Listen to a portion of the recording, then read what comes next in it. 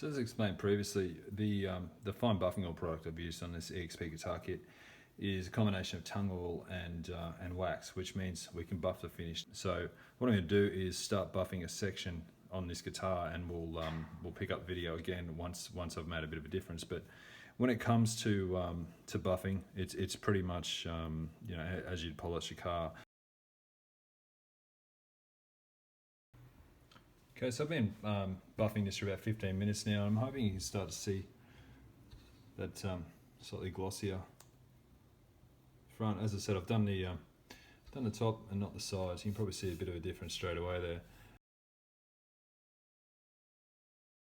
That's basically how you buff out a wax finish. It's one of the easier finishes to apply. Certainly a lot less messy, and can be done relatively quickly. So all in all, it may not offer the same protection as a paint or something more durable, but yeah, it's a good option, especially if you're just new to this whole process.